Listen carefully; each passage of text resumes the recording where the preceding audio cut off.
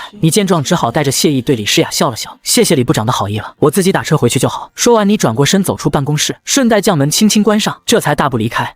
而办公室内的李诗雅此刻像只发怒的小猫，爸，你什么意思？人家刚送来歌，你转脸就让人走，哪有你这样？还在房间里的张浩看到这个场景，突然浑身发毛，咽了口口水，连忙说道，那个我还有些工作没处理，我先告辞。没等李天说话，张浩一溜烟窜了出去，顺带将门关严，直到出门后他才擦了擦脑门上的细汗。李天看着女儿的样子也不发怒，只是有些语重心长，小雅啊，你也不小了，该找个对象了。陆小子是挺不错，但你可别忘了，人家是有老婆的，而且据我所知他还有个女儿吧。李诗雅突然沉默片刻后才冷冷地说道，我当然知道，我送她只是因为她是你邀约过来的，就这么简单。御姐又恢复了高冷，这气质连她父亲李天都有些发怵。行行行，你知道就好，我突然想起我也还有工作要做。说完，李天拔腿就走，只是刚走出门去，突然又将脑袋探了进来。我说真的，乖女儿，你都26了，真该找个对象了。滚！好嘞，不催了，老子现在就滚。刚回到酒店，你还没选好机票呢。李诗雅的电话却打了进来，陆先生，不好意思，我爸的语气不太好，我代他向你道歉。电话里李诗雅表达着歉意，语气有些冷，像是还在生某人的气一样。你有些惊讶，其实并没有把这件事放在心上，而且李天表达的已经很委婉了。作为资本大佬，他已经很给面子了，至于有没有卸磨杀驴的意思，见见惯了资本市场形形色色的人，你对此早已了然。没事没事，我并没有觉得有什么不对，你不用放在心上。听到你这么说，李诗雅的语气也稍稍缓和了下来。你不在意就好。对了，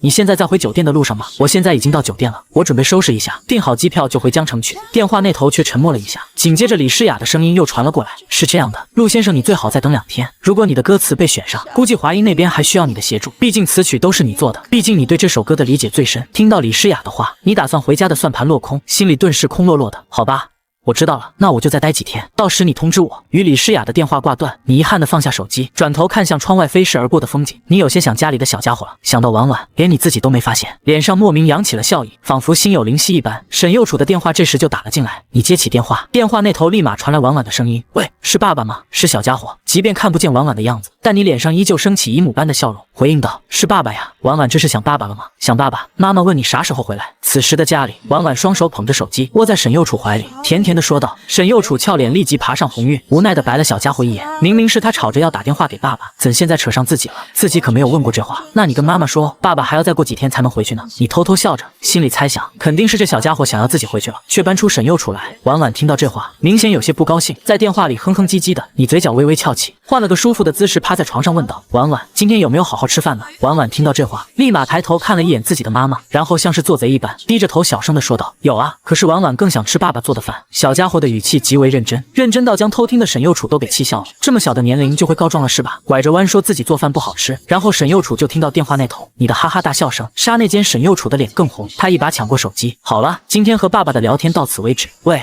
那不是我问的，我知道的，家里还好吧？你听到他的辩解，笑着回答。沈佑楚只感觉更气了，是不是在憋着笑？很好，你这才出去了1天而已，能有什么事？好了，不说了，挂了，我要做午饭了。喂，你不能这样，我还没和小家伙聊够呢。再见。沈佑楚却没有给你这个机会，直接挂断了电话。他的脸现在滚烫一片，再聊下去他怕他想揍人了。见婉婉还满脸遗憾地盯着手机，沈佑楚决定今天中午就做婉婉最不喜欢吃的小青菜了。对的，小孩子不能挑食。你听到听筒里传来的忙音，遗憾的同时脸上却依然挂着笑。这还是第一次见到沈佑楚有这样的小情绪呢。之前的他总给你一种压抑的感觉，怎么说呢？你将之称之为缺少独自灵魂的人，而现在这种情况正慢慢好转，他在变回他自己，这就很好。等待的时间是漫长的，再过几天便将迎来8月。你在魔都已经过了2天，这期间你与李诗雅通过几次电话，你们2人的关系不再那么生疏，至少现在李诗雅不会再一口一个先生叫着，让你听着就很别扭。这2天依旧早起晨跑，一切好像都风平浪静。华音那边的消息还没传来，只能慢慢等着。第3天傍晚时，你却接到了一个陌生又熟悉的电话。喂，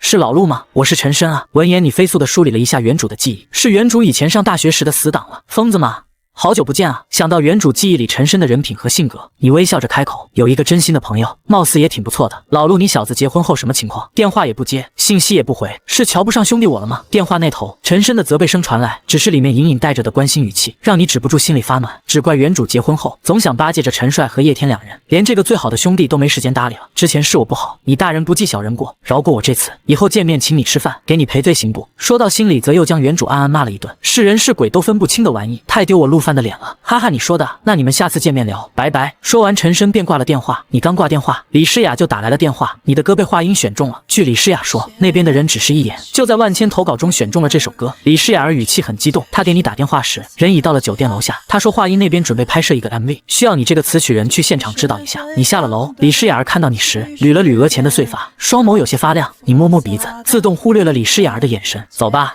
时间不早了，早点干完还能赶上午饭。你二话不说就钻进了后座，前面那么大的副驾驶坐不下你。华音那边负责拍摄 MV 的导演打电话来，可是一直夸你，怎么样？对 MV 和主唱歌手你有想法吗？可别去了那里掉链子了。李诗雅明显比较担心，你年轻没经历过这种阵势，放心。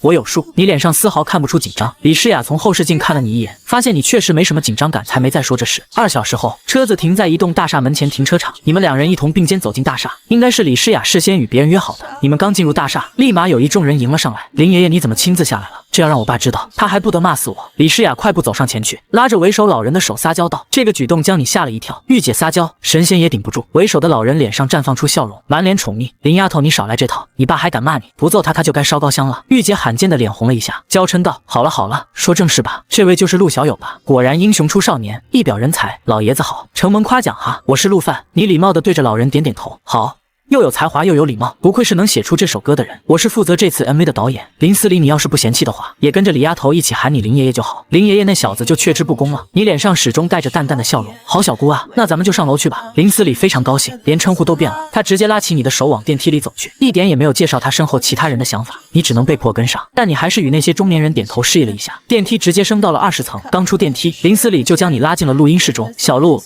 听李丫头说你唱得很好，你先唱一下可以吗？我们收到这首歌到现在还没听过呢，主唱也没定下来。好的，你点头答应。小鹿，清唱还是钢琴吧？这首歌只用钢琴伴奏就好。好。谈起正事来，林思礼明显认真了许多。他将你一个人放在录音室，其他人都带了出去。随着工作人员将麦克风开启，一群中年人也都翘首以盼。你走进录音室，坐下酝酿着情绪。进入工作状态后，整个人都变得很认真。外面人看来，录音室里面你的表情肉眼可见的变化了。林思礼见此点点头，这才是纯粹的音乐人吗？里面你开始弹奏钢琴，只要平凡的前奏也随之响起。外面一众人顿时都屏住了呼吸，听着钢琴声，眼睛都找一下的看向里面。在这里或在对岸，长途辗转离合，悲欢人聚又人散。一曲结束，你深吸一口气，平复了一下情绪，才站起身走出录音室。外面的一群人还在怔怔地看着你。下一刻，所有人都情不自禁地为你鼓起了掌。林思礼更是激动上前握住你的手，眼神火热。小鹿啊，就是这个感觉。我觉得主唱不需要换人了，就你上吧。我有预感，这首歌会在网上刮起一阵关注。平凡英雄的风暴，这正是我们想要看到的效果。那些平时默默奉献的英雄们值得听到。老爷子这么夸奖，便是久经沙场的你也禁不住脸红了一下，但你还是摇摇头，一脸诚恳地对着林思礼说道：林爷爷，我就不当这个主唱了，我有一个更好的想法，要不您听听。林思礼皱眉，还有比这首歌词曲人更好的主唱？见林思礼明显有些不愿意，你也不再卖关子，飞快地将自己想法说出。是这样的，林爷爷，我觉得这首歌更适合孩子们来唱。一方面孩子们的声音更加清脆空灵，另一方面由祖国的花朵们来歌唱无名的英雄们，更能深入人心。听到你的解释，林思礼不由瞪大了双眼，妈呀，这人是鬼才吧？他怎么没想到呢？孩子们本身就自带让人亲切的属性，由他们来唱，再配合自己拍摄的那些素材，绝对能深入人心，绝了！不愧是自己看中的年轻人。这下林思礼的眼神更加热切，连他身后的那些中年人都好似突然醍醐灌顶一般，皆不可置信地看向你。他们在万千素材中选出了这些素材，配合这首歌的时长，可他们就是确定不下来主唱。没想到你一句话就解决了。小鹿，你真是个奇才，有没有兴趣来我们华音工作？你放心，在华音肯定不会埋没你的才华。看得出来，林思礼是起了爱才之心，他想把你拉到自己身边，觉得你这样的人才放在外面太浪费了。别！林爷爷，我就一咸鱼，这次能帮上你们忙我已经很知足了。你连连摆手拒绝。林思礼无语，现在咸鱼都是这样的吗？不过他也没强求，反正你人就在这，也跑不了。以后真有这种机会再找你就是。等你从花音大厦走出，时间竟然已经来到下午1点。现在你整个人脑子都是胀胀的。那些家伙一谈论起工作来，一个个积极的不行，简直堪比工作狂。最后还是李诗雅撒娇说要去吃中午饭，你们俩才逃脱出来。陆范，你是不是该请我吃顿饭？与华音共创要发财了。李诗雅罕见的俏皮了一下，吐了吐舌头打趣道：这个御姐越来越没有御姐的样子了。你挑了挑眉，你一个家大业大的人，还要宰我这个平头老百姓啊？好意思吗？小气李诗雅白了你一眼，气鼓鼓的先上了车。你笑了笑，赶紧跟上。和这个御姐越熟悉，越能感觉到她性格真的很好，丝毫没有初见时的那种压迫感，典型的外冷心热。最后你还是没能逃掉这顿饭，让李诗雅美滋滋的蹭了一顿大餐。吃过饭后，李诗雅载着你来到繁星娱乐，这次来这里是拿合同，也是你最初的目标，沈幼楚的签约合同。你们俩坐上电梯，不知道为什么，你突然感觉李诗雅兴致好像不太高的样子，整个人蔫蔫的。明明这货刚蹭了一顿大餐，你真是不理解女人的心思，太难懂了。出了电梯，径直来到李天的办公室，他早已在办公室里等候多时，合同也已准备好放在桌上。他脸上带着万年不变的笑容，看着推门而进的你说道：陆小友，合作愉快，合同在这，你看看还有什么需要补充的吗？你点点头，在办公桌前坐下，当面看起合同来。合同很正规，一式3份，只要沈幼楚签上字就立即生效。合同内容也与之前说的一样，繁星娱乐会给沈幼楚最顶级的资源，最大程度的自由。就一句话，沈幼楚自己想做什么就做什么，没人能强迫他。而这也正是你想要看到的。合同的周期是2年，之后续不续约全看沈幼楚自己的意思。合同全部看完，你将其收起，站起身伸出手与李天握了握。谢谢你李董事长，合作愉快。能够给出这样的合同，你对他李天的观感也好上不少，至少他不会像其他黑心资本家一样，开出的合同中处处是陷阱。不用谢，我看中你的才华，你看中我们公司的资源，互惠互利罢了。还有你曾经许诺为我们公司写歌，这我就不单独给你立一份合同了。我相信陆小友的人品。李天也站起身，与你握着手说道：我自然不会推辞，但同样说明了自己的观点。放心吧，不过前提我可说好了，我只写主打歌，而且为谁写歌全凭我自己的意愿，不要什么阿猫阿狗都来找我写歌，有脾气还有才华来支撑这份脾气。李天对你的观感越来越好，只是他看到一边女儿的样子时，心里又偷偷叹了口气，可惜了，年纪轻轻的，结婚这么早干嘛？以陆小友的才华，不是公司顶流歌手缺歌，我也不会向你邀约，毕竟你也知道，日后以你的名气写出的必是精品，一般人没那个资格。双方合作愉快达成。李天这时突然话头一转，现在合同拿到了，陆小友又准备什么时候回去？你不知道他这么问是什么意思，但还是立即回答道：我准备现在回酒店收拾一下，订机票一会就走，毕竟这里的事已经不需要我了。李董事长，还有什么事要交代吗？没有，那我祝你归途顺利。李天忙笑着说道。只是这笑容在你眼里看来，怎么听到你要走，他突然那么高兴呢？没做多想，你起身告辞。李诗雅将你一直送到酒店门口，没有跟上去。从进入繁星娱乐之后，他的兴致好像一直都不太高。陆范，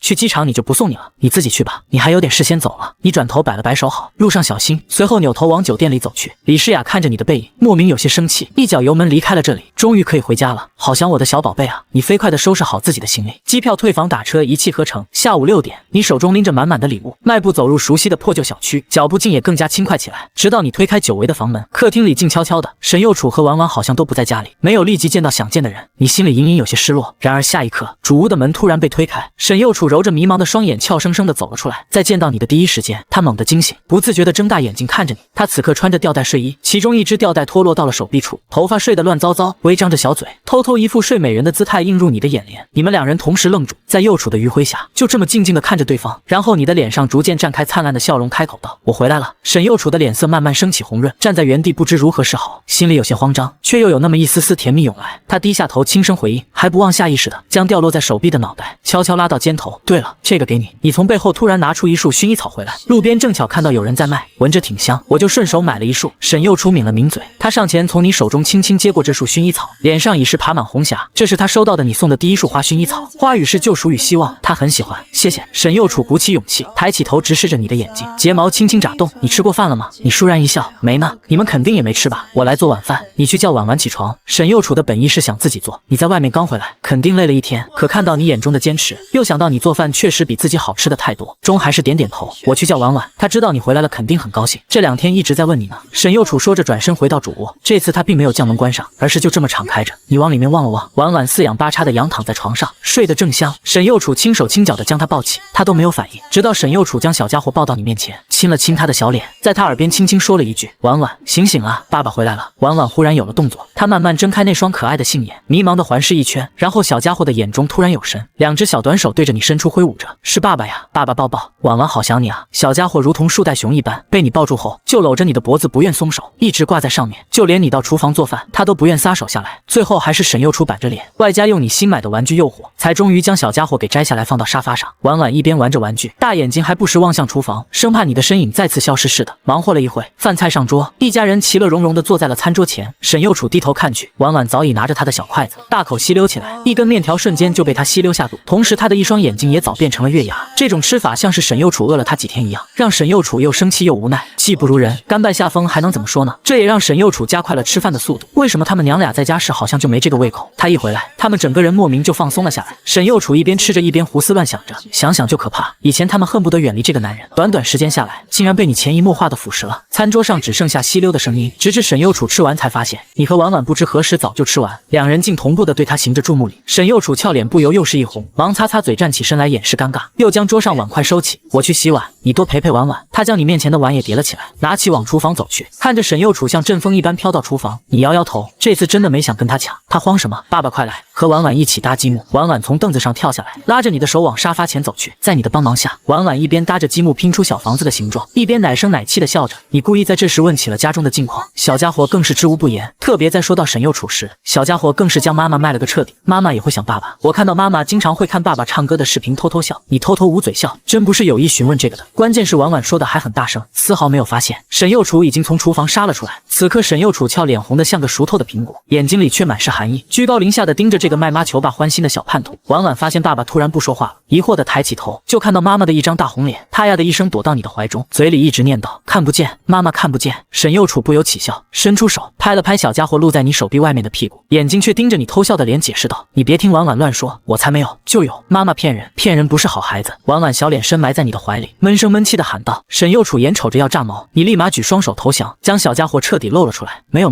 我相信你，识时务者为俊杰，只是婉婉可惨了，立马被被沈右楚捞了过去，蹂躏起来。小家伙大眼睛中星光闪闪，伸手看向远处正襟危坐的你，完全没想到你转脸就把自己卖给了妈妈。为了这个家的繁荣昌盛，只能让我的小宝贝委屈一下了。一家人在一起玩闹了一会，婉婉最终委屈巴巴的一个人承受了所有，独自在那搭着积木。你揉了揉他的小脑袋瓜子，这才站起身来，从行李箱中拿出一个纸质的档案袋，放到沈右楚的面前，圆满完成任务。你看下，这是繁星娱乐的合同。沈右楚看了看神情认真的你，睫毛微微眨动，示意着他内心的不平静。他在外面仅仅几天时间，就真的为自己拿回了一份合同。沈右楚低下头，拿起档案袋拆开，翻看着里面的合同，一直看到最后，他的手开始微微颤抖。这是他做梦都不敢有的合同，顶级的待遇，完美的自由程度。就算他之前一直没有退圈继续唱歌，到现在他都不会有这样一份合同。沈右楚不知道你怎么做到的，就几天时间，你经历了什么，付出了多少，才能换来这样一份让人想都不敢想的签约合同？沈右楚抬起头，怔怔地看向你，眼中噙着泪光，抿着小嘴，就这样与你对视着。你脸上依旧挂着温柔的笑，仿佛这一切都是那么云淡风轻。半晌后，沈右楚才轻轻地开口：入饭。其实我不唱歌也行的。声音虽小，但却没有任何犹豫，非常坚定。你这才微微皱眉不解，明明他喜欢唱歌，想要唱歌，现在这是什么意思？你搞不懂，这女人脑子里到底在想些什么？为什么？你不是一直想要唱歌吗？现在机会有了，怎么还退缩了？你语气加重了一点，这还是你来到这里第一次跟他这样说话。当了一辈子单身狗的你自然不会理解。沈右楚此时心里乱糟糟的，他突然觉得就这样过下去也挺好，真去唱歌了，他害怕之后会有变化，害怕生活再也不会像现在这样。沈右楚小嘴又轻轻抿了一下，直直的看着你，泪珠一颗颗滑落。过了片刻，他才悠悠说道：我害怕以后会出现不好的变化。这是沈右楚第一次直截了当的对你说出自己心中的害怕。你愣了一下，然后微皱的眉头瞬间舒展然笑了，笑得很温暖。你拿起纸巾，抬手轻轻擦了擦沈右楚滑落在脸上的泪痕。沈右楚，你当我是什么人啊？我很认真的告诉你，你放心的去吧，不管发生什么事，这一切都不会有变化的。毕竟我可是做好了当全职奶爸的准备。沈右楚完全没想到你会这么说，还直接上手给自己擦干了眼泪。太久没有遭遇过这种亲密程度的沈右楚，顿时羞涩的低下了头，原本微红的脸瞬间通红一片，连之前的乱糟糟的心思都没空想了。你还以为他还在害怕这些乱七八糟的事情，现在已经知道了，知道沈右楚应该是害怕做出改变，毕竟在家太久没有出去过的人，总会有这种心理。于是你又开口说道：我说真的，婉婉就交给我就好，我会将她照顾好的。而且你也看了你那合同，自由程度很高的，想回来随时可以回来，不用担心家里，在外面照顾好自己就行。你说着，沈右楚却压根一句话也没听进去，他脑袋里还是刚刚你轻抚过他脸的那个场景。沙发上的婉婉早就开始偷偷看着爸爸妈妈的互动了，他明显看到妈妈低着头的脸上，嘴角都已经微微翘起了，而爸爸还在那一直唠叨个没完。小小的他不知道发生了什么，只知道妈妈现在应该是开心的，而爸爸还在担心妈妈。于是他扑到你腿上，仰着脸眨着大眼睛，突发奇想的说道：爸爸，婉婉今晚要和爸爸妈妈一起睡。这句话一出，你瞬间石化，沈右楚更是抬头，眼神错愕的看向小家伙，一颗心扑通扑通的快要跳出了心口。好不好嘛，爸爸？见你没答应，婉婉开启了撒娇大法，在你腿上打起了滚。你咽了口水，转头看向就连脖子都已通红一片的沈右楚，眼神闪躲。这得问你妈妈同不同意啊？这要让你怎么回答？沈右楚羞涩到有些崩溃，他慌乱的站起身往卫生间走去。我困了，先去洗漱准备睡觉了。沈右楚仓皇逃跑，客厅里只剩下你与婉婉，大眼瞪着小眼，你完全不知道该怎么办。倒是婉婉从你腿上蹦起来，抱着你的脖子。妈妈说了，爸，准备好就行。沈右楚有这么说。你转头看着紧闭的卫生间门，隐约能听到里面洗漱的声音，那就可以吧。你深吸一口小家伙身上的奶香味，给自己壮了壮胆子，心里告诉自己，这完全是为了婉婉，不是因为别的。过了好一会，沈右楚才从卫生间里出来，不动声色地回了卧室。经过客厅时，就连看都没有往沙发这边看上一眼。你这才抱着婉婉站起身，来到卫生间里，帮着小家伙洗漱完，自己又简单洗漱了一下，这才抱着小家伙出来。直到此刻，你的心才开始飞速跳动。从客厅到主卧，短短的距离，你好像走了许久，直到脚步彻底踏入卧室，你的脑袋已经空白一片。两辈子也没经历过这事啊，此刻很想寻求帮助，你该怎么做？沈右楚已经钻进被子中，好似睡着一般，侧着身子面朝里面，看不清他此时的具体模样，只是他那晶莹红润的耳垂显示出他现在的状态。你把门轻轻关上，关门声让沈右楚的身子小腹都抖了一下，但他依旧没有起来。你现在已经彻底摆烂了，都这样了，再紧张也没用，躺平就好。这样想着，你心态确实轻松了不少。将婉婉放到中间，你在床的另一侧坐下，搂过婉婉，开始给她讲睡前故事。今天爸爸给婉婉讲白雪公主的故事。你温柔的话语声在房间里回荡。沈右楚睫毛微微动了动，那颗剧烈的心也随着故事的展开慢慢平静下来。到后来他竟不知不觉睡着了。与他一样，婉婉也在你的故事中慢慢睡着。夜色已深，你见他们的呼吸慢慢平静下来，这才关上灯，钻进被子中躺了下来。枕头上都是那熟悉的淡淡清香味。你第一次知道，原来女生的枕头是这么香的。搂了搂身边的婉婉，伴随着香味，你也很快熟睡了过去。去，一夜无话。第二天你的生物钟依旧准时，清晨6点你就醒了过来，下意识地搂住怀里柔软的娇躯，然后猛然呆住。婉婉什么时候这么大了？你咽了口水，眼睛往被子里看去，你的怀里哪还有婉婉的身影？不是小家伙，而是沈幼楚。你彻底傻眼，他怎么钻你怀里了？淡淡的清香萦绕在你的鼻尖，怀里的娇躯柔软温热，你的道心瞬间破碎。你不自觉地俯下身子，直到贴近沈幼楚的俏脸，就这样停住，做着剧烈的思想斗争。然后你看到他长长的睫毛轻轻眨动，吓得你赶紧再次坐直身子，悄悄地抽回被他压在脖子下的手臂，弓着腰，你小心翼翼地下了床，窜出了卧室，到了卫生间洗漱。你满脸挫败，这大清早的也太折磨人了。你不知道的是，在你刚刚走出卧室后，床上的沈幼楚竟睁开了好看的杏眼，微微松了口气，他捂着发烫的脸缩进被子，一副见不了人的模样。就在你坐起身的时候，沈幼楚就醒了，他不知道自己什么时候跑到你怀里的，竟然还把你的手臂当成了枕头，就很丢脸。直到察觉到你的呼吸打在自己脸上，他心里才有些恐慌。他想干什么？想偷偷亲自己吗？自己该怎么办？沈幼楚那时候慌得要死，又不敢醒来，只能继续装睡。幸好你及时止住了，要不他真的不知道该如何去面对你了。只是当你真抽身离开后，他又隐隐感觉有些失落。沈幼楚不知道自己有没有准备好，只知道自己心里乱得很。过了许久，钻进被窝中的沈幼楚才深深吐出一口气，顺其自然吧，一直窝到8点。沈幼楚听到外面再次开门的动静，才从床上爬起，收拾一下走出房间。你已经到了厨房准备做饭，看到沈幼楚出来，你表情有些不自然的打了声招呼，早啊。沈幼楚的表情也有些不自然，他甚至都没抬眸看你，只是轻轻回应了一声，说完便走进卫生间洗漱。你没有多想，继续转过身做早饭。没想到沈幼楚很快便洗漱完毕，径直来到了厨房，我帮你一起做吧。沈幼楚表情自然，熟练的接过你手中的盆，帮你淘着米。你只是稍稍愣了一下，很快便反应过来，欣然接受了这份好意，侧过身开始洗菜。两人很有默契，像是在一起生活了多年的夫妻一般。20分钟后，金灿灿的小米粥2碟小菜顺利出炉。你摘下围裙，洗了洗手，自然的走进主卧，将已经睡到床角的婉婉叫醒，捞起一家人愉快的吃了一顿早饭后，你看向沈幼楚说道：对了，你是8月出去繁星娱乐报道吗？闻言，沈幼楚也坐到沙发上，一双美眸轻眨。在这之前，我要先去接回楚楚，再去找云姐。他们若是知道我能重新复出的话，肯定会很开心的。沈幼楚说着，脸上由衷露出笑容。之前贸然退圈，他最对不起的就是这2人。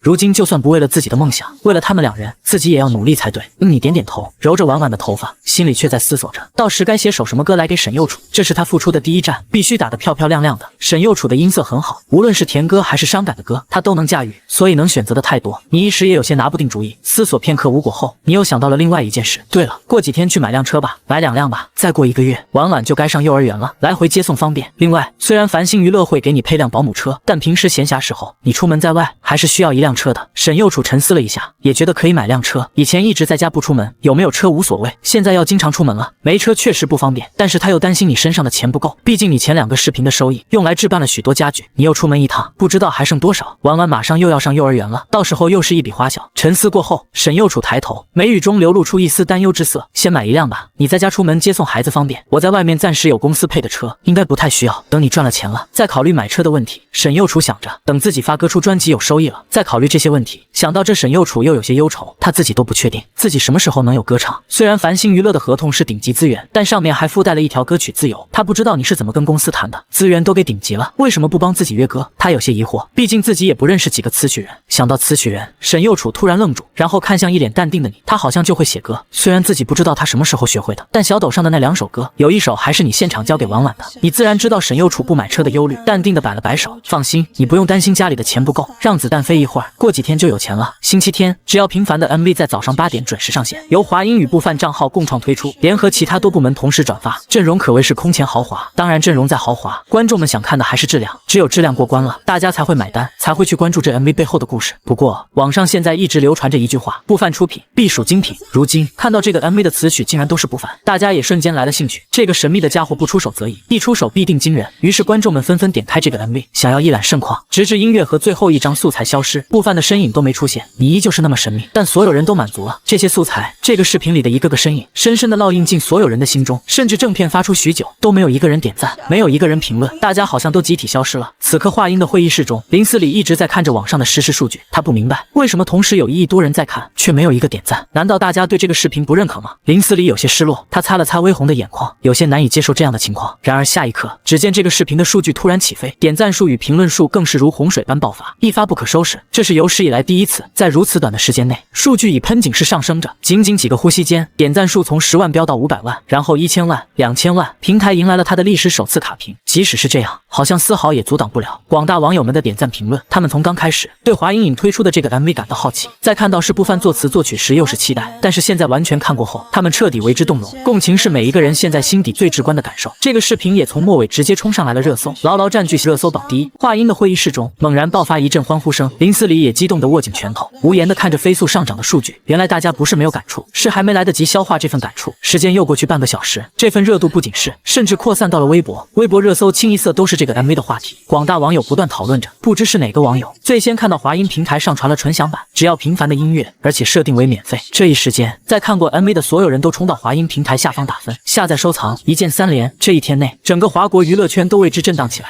无论哪个娱乐公司或是个人，都在看过这个视频后默默的转发。这样的热度，他们无比羡慕，可又羡慕不来，他们只能跟着默默的蹭着热度，强行迈步人生。而此刻窝在你怀里低声抽泣的沈幼楚，拿着你的衣角，将眼泪和鼻涕都抹在上面，委屈巴巴的小可怜模样，惹得你一阵心疼。不就是看个视频吗？哭就哭了，怎么还委屈上了？沈幼楚终于知道你前几天在外面忙些什么了，创作出这样一首歌与华音合作，帮自己拿下那份不现实的合同，你到底经历了些什么？他都不知道。他委屈的是你在外面做了那么多事，回来都没告诉自己。你有没有因为这个事在外面吃亏？有没有给人甩脸色？又是耗费了多少精力去创作出这样一首歌？与此同时，城市中心天美娱乐分部，刘丽脸色阴郁的仿佛能滴出水来，她的经纪人秦姐同样脸色很差。房间内气氛沉闷，只有赵楚楚在不远处偷偷的笑，很是幸灾乐祸的样子。刘丽瞥了一眼自己的经纪人，她越发觉得这个年老色衰的女人真是没用。秦姐，你的歌不是原定7月底在华音上线，现在怎么回事？歌被撸下来，让我8月初再上线。公司的宣传都做出去了，我刚买的热搜，他们倒好，不声不响的将我的歌延期不说，更是霸占了所有热搜。秦姐，这事一直都是你负责，你要给你个解释。秦姐脸色更加阴沉，出了这样的事，她本就心情不好，现在刘丽还跟自己大喊大叫，一时间她心里更是气愤。你跟我要解释，有本事找华音去，跟我发什么脾气？谁知道从哪窜出来个不凡，一首歌愣是让华音的 MV 提前上线，若不是还要靠刘丽吃饭，秦姐压根都不想理他。那现在怎么办？刘丽语气依旧很冲，秦姐皱眉，他们现在是一条绳上的蚂蚁，还不能翻脸。她邪笑了一声，我们这样做。闻言，刘丽也知只能如此，她在心里将不凡暗暗咒骂一通，都是她将原本属于自己的热度抢走。当刘丽转过脸，看到不远处正捂嘴偷笑的赵楚楚时，顿时更气不打一处来。赵楚楚，没看到这边乱成什么样子了吗？还不快过来收拾！声音尖锐刺耳，让赵楚楚忍不住掏了掏耳朵。哎呀，不好意思啊，我今天合同到期，已经递交离职手续了，老娘不伺候了。赵楚楚说着大笑起来，坐在椅子上翘着腿悠闲地喝着茶。刘丽唰的一下站起身，指着赵楚楚脸色一阵青紫白，半天也没能说出一句话来。此时吃过午饭，你们一家3口开开心心的打车出门，下午你们准时到了 4S 店，欢迎光临。先生女士，有比较中意的车型吗？负责接待的销售员眼睛放光，他有着几年的销售经验，这样一家3口来看车的80%能够成交。你点点头，在家是与沈幼楚两人提前研究了一下，最后选好了车型才过来的。有 H9 吗？顶配？有的有的。一听到你果然有中意的车型，销售员眼睛更亮。H9 顶配最便宜的落地下来也得要30多个。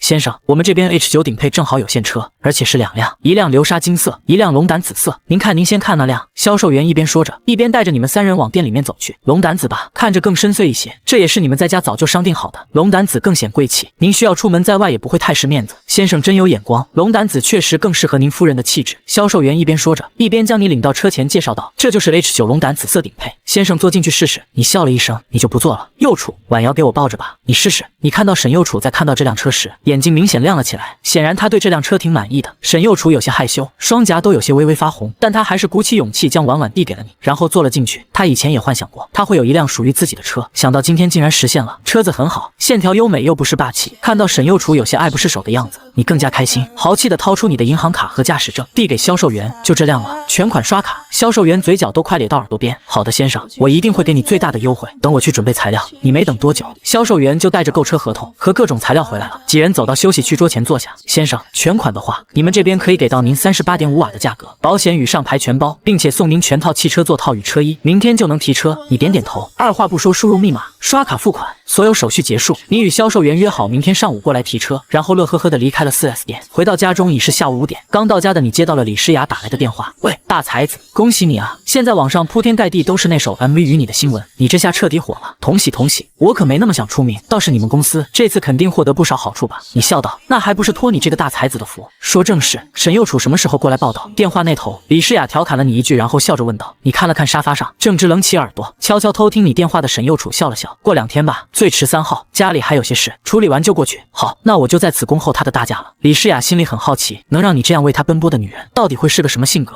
？4S 店的效率很快，第二天上午10点，销售员就打电话来通知，车子已经上好牌，办好保险，随时可以提车。提车的任务交给了沈幼楚，你没有和他一起去，而是留在家中照看着婉婉，一路到达 4S 店。沈幼楚成功提到车，尝试驾驶了一下后，他便驱车前往市区。他要去找楚楚和云姐，把他们一起带去繁星娱乐。沈幼楚已经做好打算，明天就去繁星娱乐报道。虽然你说可以晚些再去，可他并不想，他也有自己的小心思。除了唱歌是他的梦想之外，他也不想像只花瓶一样，只会依靠着你。此刻，沈幼楚并不知道赵楚楚已经离职。他开车到达天美娱乐大厦的不远处，才给赵楚楚打去电话。他想给她一个惊喜。电话很快被接通，沈幼楚脸上带着笑，就连声音都明媚了。楚楚，你猜猜我在哪？赵楚楚正在自己的出租屋中收拾着东西。离职之后，他打算打道回老家，他已经想好了。也正是这时，他接到了沈幼楚的电话。沈姐，你不在家还能在哪？笨蛋，我在你公司楼下了，快下来，我有事情跟你说啊。那沈姐，你等一会，我马上到。赵楚楚一下子有些慌张，沈姐怎么跑自己公司楼下了？他一时有些不知道该怎么跟沈幼楚说自己离职要回老家的事。幸好赵楚楚租的房子离天美娱乐大厦不远，不一会他便气喘吁吁地跑到了楼下，左右张望着，直到他听到一声楚楚，我在这。他转头看去，见沈幼楚从一辆崭新的车上下来，正冲着自己招手。沈姐，你买车了。赵楚楚眼睛眯成一个好看的弧度，快步走到沈幼楚身前，看着沈幼楚旁边那辆崭新的车子，让一脸不可思议。那个男人竟会给沈姐买车，他不是对沈姐不好吗？沈幼楚笑着点点头，拉住赵楚楚的手，对啊，刚买的，今天来是有件事与你商量，你有空吗？赵楚楚这才发现，这次的沈幼楚好像和上次见到的又有些不同，皮肤水灵了不少，脸蛋圆润了一点，气色也明显好了许多。最主要的是，他身上的那股自信好像又回来了。见到昔日助理，沈幼楚眼中带着憧憬的光，直接拉起他的手，楚楚，再回来做我的助理吧，我们把云姐叫上，我要复出。话音刚落，赵楚楚瞬间愣住，简直不敢相信自己的耳朵。可下一秒，他就激动地跳了起来，我就知道天无绝人之路，沈姐，太巧了，我刚辞职，我们又能并肩作战。然而沈幼楚却呆住了，他这才知道楚楚竟然已经离职，瞬间巨大的自责和难过涌上心头。对不起，以前是我太任性，都是因为自己才连累了楚楚和云姐，你们要向着未来看啊，我现在要复出了。紧接着他又问，你知道云姐在哪吗？我们现在就去找她。赵楚楚立刻报出地址，知道，云姐肯定在医院照顾妈妈。沈幼楚没有丝毫浪费时间，直接让楚楚上车，两人火速赶往医院。可就在车上，赵楚楚看着全新的内饰，突然好奇地问，沈姐，你复出她知道吗？沈幼楚点点头，嘴角不自觉地翘起，知道，这次复出还是她帮我谈的合同呢，而且这车也是她给我买的。一句话直接让赵楚楚惊得小嘴微张，她帮你谈的合同？怎么可能？沈姐，你不会骗我吧？沈幼楚却摇摇头，抛出更重磅的炸弹，是真的，她帮我谈的繁星娱乐的合同，而且是最顶级那种。赵楚楚彻底傻眼，她怎么也想不通，那个男人怎么可能谈下顶级合同？见他不说话，沈幼楚继续说，他现在对我真的挺好的，不要再用那种态度对他。赵楚楚这才回神，撅着嘴打趣沈姐，霸气护肤，我吃醋了，哄不好那种。沈幼楚俏脸一红，却没有反驳。很快医院到了，站在住院部302病房门口，沈幼楚心里忐忑不安。可当他敲开门看到云姐的刹那，眼泪险些夺眶而出。原本一头青丝的云姐，竟然生出了白发，坚韧的脸上写满沧桑，这个样子竟和之前的自己如出一辙。云姐在见到沈幼楚时，也彻底愣住，怔怔地看着他，两人对视一时无言。还是赵楚楚最先跑进去打破僵，云姐，我和沈姐来找你了。云姐这才反应过来，慌张地搓着手来了，怎么也不提前说一声，你看我这个样子。她强撑着笑容说，妈妈身体还好，再做一次手术就能痊愈。可那笑容里却藏着一丝苦涩，她已经山穷水尽，外面还欠着10来万，下次手术的钱她拿什么交？沈幼楚走进病房，低着头咬着唇，像个做错事的孩子。云姐却走近他，拉着他的手，脸上露出欣慰的笑，你能来见我，我很开心，见到你现在这样，我更开心，说明你过得还不错。以前云姐拦着你也是为你好，你别往心里去。这一刻沈幼楚再也绷不住，云姐对不起。他猛地扑到云姐怀中，眼泪如雨滴般滑落。云姐轻轻拍着他的后背，柔声安慰，不用道歉，哪有妈妈会怪自己孩子的，我是真的把你当我女儿来对待的。听到这话，沈幼楚哭得更凶，云姐就这样一直抱着他，拍着他直到他哭累了，抬起红肿的双眼，看着云姐温柔的笑。沈幼楚抿了抿嘴，云姐，我要复出了，你还来做我的经纪人好吗？听到这话，云姐却猛地一愣，瞬间皱起眉头，你的孩子怎么办？你放心，那小子带着他吗？云姐眼里，陆范可不是什么会带孩子的老师，但沈幼楚却坚定的点点头，陆范是婉婉的爸爸，他会照顾好婉婉的，我相信他。云姐揉了揉太阳穴，压下心中的疑虑，就算他能照顾好孩子，可复出不是件容易的事，你有能签约的公司吗？公司又会给你什么资源？话音未落，沈幼楚立刻从包里掏出合同递过去，云姐你看，这是繁星娱乐的合同。看到繁星娱乐4个字，云姐瞬间愣住，那可是华国3巨头之一。她半信半疑的接过合同，仔细翻看起来，可越看越震惊。看到后面，她的手已经开始微微颤抖。这是什么神仙合同？沈幼楚绑架了繁星娱乐的老板吗？最顶级资源，不限制自由，2年短约，这简直就是霸王条款。云姐猛抬头，声音都在发抖，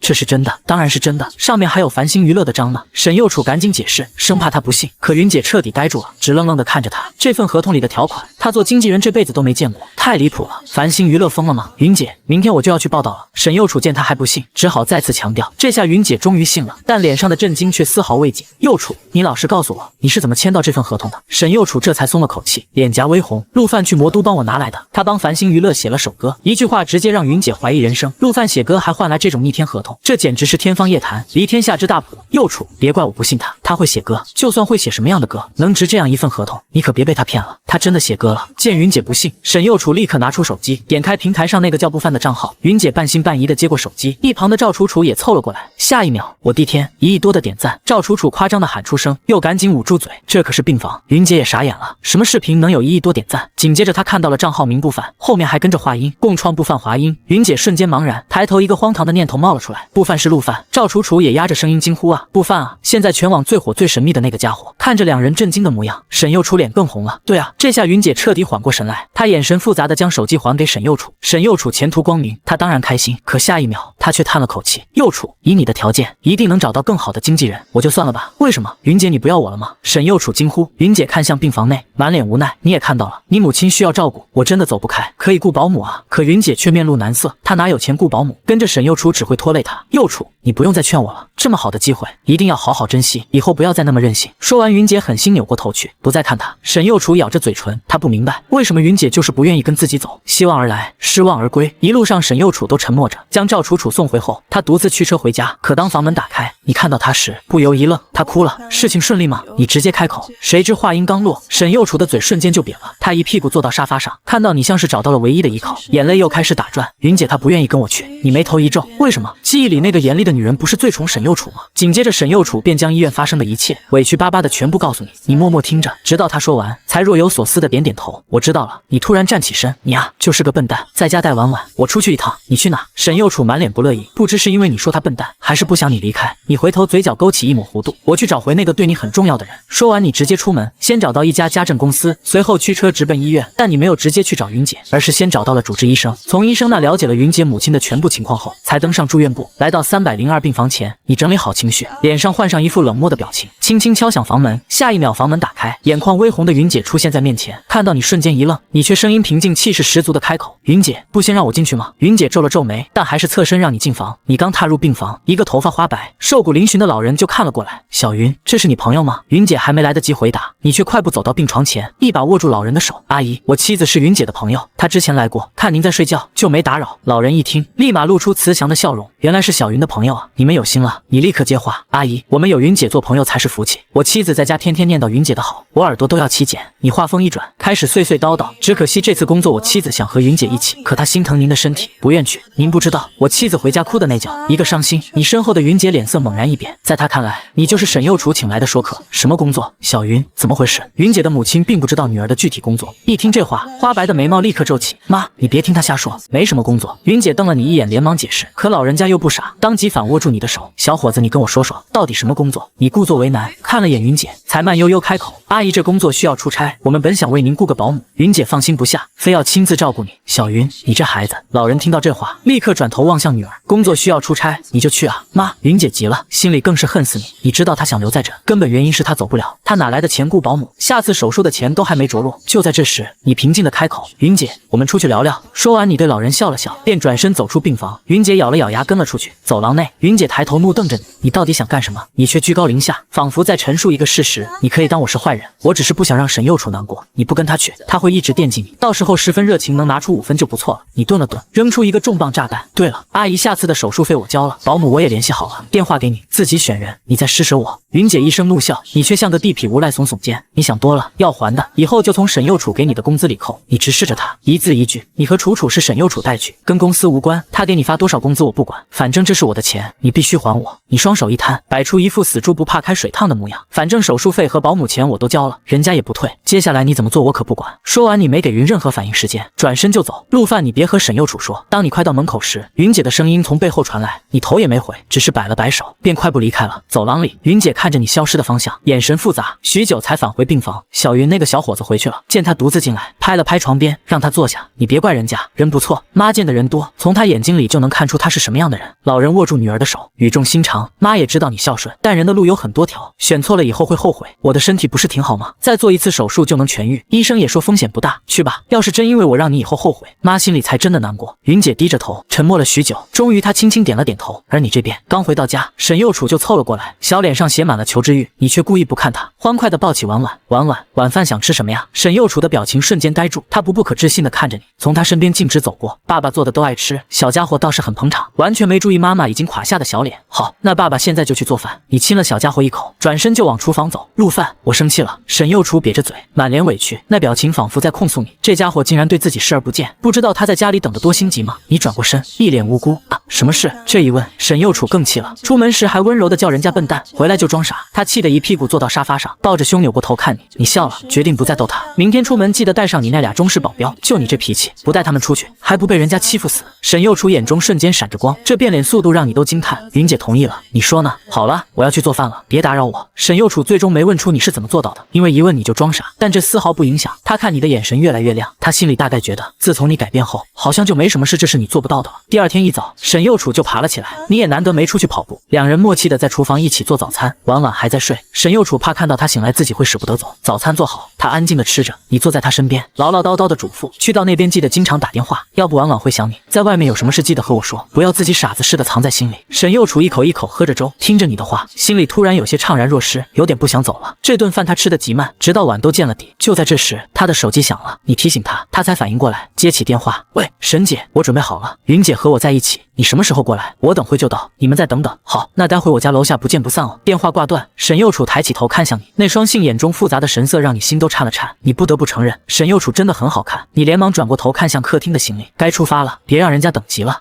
我去看一眼婉婉就走。沈幼楚收回目光，声音很轻，你点点头，和他一起走进卧室。小家伙正四仰八叉的熟睡，浑然不知妈妈即将远行。沈幼楚俯身在他的小脸上亲了又亲，又将脸埋进他脖颈间蹭了蹭，这才不舍得起身，一步三回头的走出卧室。你默默跟着他，帮他把行李拎上车，看着他坐进驾驶座，你才关上车门走到一侧。我走了。沈幼楚扭头看你，记得常回家，不然小家伙要闹翻天。知道了。车子启动，突然沈幼楚又转过头来，表情无比认真。陆范，我喜欢你。话音刚落，没等你任何回应，车子便呼啸而去，一路开到市中心。赵楚楚早已望眼欲穿，他身边的云姐摇摇头，这丫头还是这么急躁。沈姐来了。看到沈幼楚的车，赵楚楚连忙挥手，楚楚，云姐，你们等很久了吧？沈幼楚拉住赵楚楚的手，又歉意的看向云姐，没有很久，主要是这丫头太急。云姐脸上挂着笑，她怎么也没想到三人还有重逢的这一天，而这一切竟然是因为那个看起来像小白脸的男人。云姐，谢谢你能来，没有你和楚楚，我都不知道该怎么办。好了好了，都当妈的人了，还像个孩子。云姐拍拍她的手，神情干练，你应该谢谢你男人才对。不说了，去拿行李吧。这话让沈幼楚瞬间闹了个大红脸，他到现在都不知道你是怎么说服云姐的。三人的行李不多，车子很轻松就装下了。上车后，赵楚楚一挥手，兴奋的大喊，走了，前方的光明大道，我们来了。车子一路向着魔都疾驰。与此同时，魔都繁星娱乐大厦，李诗雅早早来到办公室，却一整天都心神不宁。好不容易熬到中午，她算了算时间，立刻下楼。她来到大厦门口，就想看看那个家伙如此宠着的老婆究竟是什么样的人。没等多久，一辆江城牌照的车驶入停车场，李诗雅眼睛微微眯起，车上下来三个人，一个叽叽喳喳青春活力，另一个年长些满脸宠溺。看到这两个朋友，他就知道沈幼楚的性格肯定不差。接着他将目光投向中间的那个女人，鹅蛋脸杏仁眸，脸上噙着一抹温柔的笑，看着就让人心疼。怪不得陆范那家伙会如此。李诗雅收拾心情，快步上前，你好，你就是沈幼楚吧？我是繁星娱乐人力部副部长李诗雅，欢迎你的加入。你好，我是沈幼楚。沈幼楚的声音软糯，他也在打量这个御姐，气质真好，声音好听，人也意外的干净纯粹。可李诗雅心里却在想，这么好的一个女人，当初是怎么被陆范拿笔拐跑的？她罕见的率先移开目光，看向赵楚楚和云姐，两位是赵楚楚，我的助理；云姐，我的经纪人。沈幼楚认真回答，但他总觉得眼前这个御姐对他很客气，反应却有些奇怪。沈幼楚疑惑的歪了歪头，突然像是想到了什么，眼神暗淡了一些。自带班底啊，也好省事。李诗雅与两人点头示意，又转回脸，那你先带你们参观一下，毕竟未来2 2年你们都要在这里工作。参观完我带你们去公寓。几人跟着李诗雅进入大厦，一路上赵楚楚被彻底震惊，这里比江城天美娱乐豪华太多，随时都能看到热搜上的明星，这可不是天美分部能比的。要知道在江城，一个2线歌手刘丽都能作威作福。李诗雅带着他们坐电梯直上11层，热情地介绍着这一层都是录音室，里面全是顶级的专业设备。下面我们去12层，那里是歌手的专属休息室，创作、接通知都在里面。期间不断有人跟李诗雅打招呼，脸上都带着奇怪的奉承。沈右楚更是不解，这些人看到他时，眼中为何带着嫉妒？沈右楚不懂，李诗雅不就是个人力部副部长吗？为什么大家看他的眼神都这么奇怪？更离谱的是，还看到一个挂着人力部部长牌子的秃顶男人，并主动停下跟李诗雅打招呼，甚至还对自己打了招呼。沈右楚有些受宠若惊的回应，心想这个叫张浩的部长脾气也太好了吧？要知道在天美，那些领导哪个不是鼻孔朝天？就在这时，李诗雅在走廊尽头停下，她指着面前的房间，这以后就是你的专属休息室。沈右楚抬头看去，房门紧闭，按着密码锁，门牌上赫然写着他的名字。李诗雅一边输着密码，一边介绍初始密码6个6，之后你自己改好了来看看吧。房门打开，几人走进房间，赵楚楚瞬间哇了一声，这休息室太大了，装修太豪华了，就连沈右楚也被震惊了，从未见过这么豪华的休息室。赵楚楚更是幸福的快要晕倒，想起在天美时的狗窝，简直没有对比就没有伤害，若不是有外人在，她真想扑到沙发上打滚。李诗雅看着他们惊喜的神色也笑了，不是每个人都有这待遇，顶级资源吗？休息室自然也要按顶级的来。听到这话，赵楚楚瞬间感觉陆范那家伙好像也不是那么可恶了。直到几人出来，赵楚楚还沉浸在开心之中。这时旁边的房门突然打开，一个雍容华贵的女人踩着高跟鞋走了出来，身后还跟着一个小助理。女人看到几人，脸上惊讶一闪而逝，随即她对着李诗雅打了声招呼：“李姐，你亲自带人来看房间啊？”“